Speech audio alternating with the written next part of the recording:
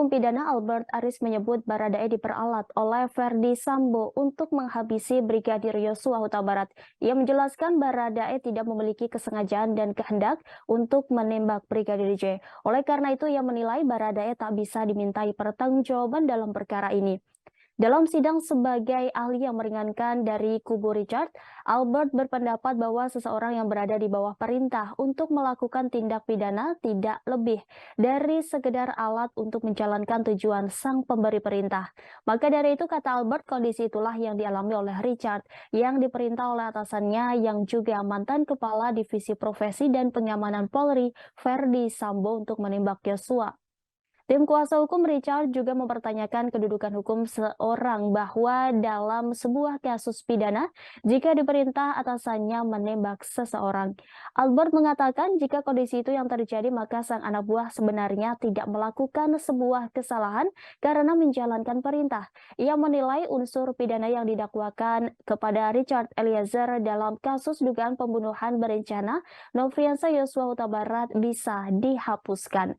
Sebab menurut Aris, pada hakikatnya Richard hanya menuruti perintah atasannya, yakni Verdi Sambo, untuk menembak Yosua. Sebelumnya, ahli hukum pidana dari Universitas Andalas, Elwi Daniel, mengemukakan pendapat yang berbeda. Ia menilai Baradae adalah orang yang bertanggung jawab atas kematian Brigadir J jika salah mengartikan perintah Verdi Sambo. Elwi dihadirkan oleh tim kuasa hukum Verdi Sambo sebagai saksi ahli pada sidang Selasa 27 Desember 2022. Yang bertanggung jawab sepenuhnya kalau seandainya orang yang digerakkan itu melakukan perbuatan melebihi apa yang dianjurkan, maka dialah yang bertanggung jawab, bukan yang menggerakkan yang bertanggung jawab. Namun menurut Elwi, perintah hajar yang diklaim Verdi Sambo masih perlu dipahami lewat penjelasan dari ahli bahasa. Dalam dakwaan jasa penuntut umum disebutkan Richard Eliezer menembak Yosua atas perintah Verdi Sambo yang saat kejadian menjabat Kepala Divisi Propam Polri. Peristiwa pembunuhan Yosua disebut terjadi setelah cerita Putri Chandrawati yang mengaku dilecehkan Yosua di Magelang. Kemudian Verdi Sambo marah dan merencanakan pembunuhan terhadap Yosua yang melibatkan Richard Eliezer, Ricky Rizal, dan Kuat Maruf. Dalam peristiwa yang terjadi di rumah dinas Sambo di Kompleks Polri Duren 3, Jakarta Selatan pada 8 Juli lalu, Richard mengaku Sambo memerintahkannya mengokang senjata api sebelum menembak Yosua. Ketika Yosua masuk ke dalam rumah, Richard mengaku dia diperintah oleh Sambo menembak rekannya sesama ajudan itu. Atas perbuatannya, Richard Eliezer, Verdi Sambo, Putri Chandrawati, Bribka Ricky Rizal, dan Kuat Maruf didakwa melanggar pasal 340 KUHP, Subsider pasal 338 KUHP, Jo pasal 55 ayat 1 ke 1 KUHP, Jo pasal 56 ke 1 Kitab Undang-Undang Hukum Pidana. Ia dijerat dengan pasal 49 Junto, pasal 33 Subsider, pasal 48 ayat 1 Junto, pasal 32 ayat 1 UU ITE nomor 19 tahun 2016 dan atau pasal 233 KUHP Subsider, pasal 221 ayat 1 ke 2 Junto, pasal 55 KUHP.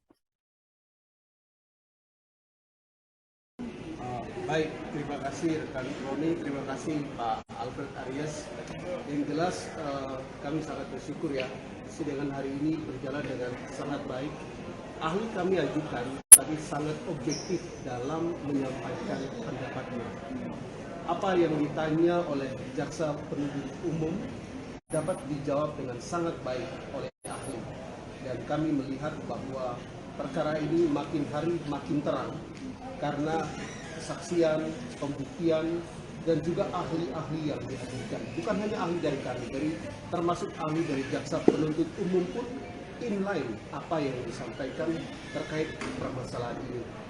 Yang menyuruh melakukan down pledging itu pun oleh ahli yang dihadirkan oleh JPU, itu confirm dengan apa yang ahli kami sampaikan.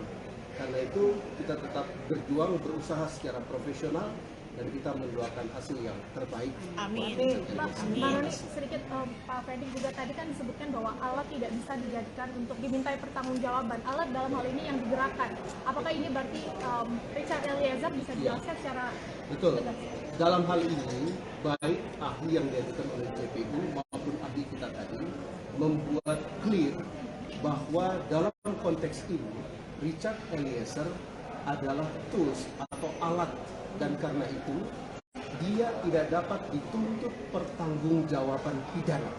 Ini jelas sekali dari berbagai teori, bahkan kemarin ketika ahli yang diajukan oleh pihak FS pun menyatakan bahwa John Plagan seperti pasal 55 itu orang yang menyuruh melakukan, dialah yang bertanggung jawab.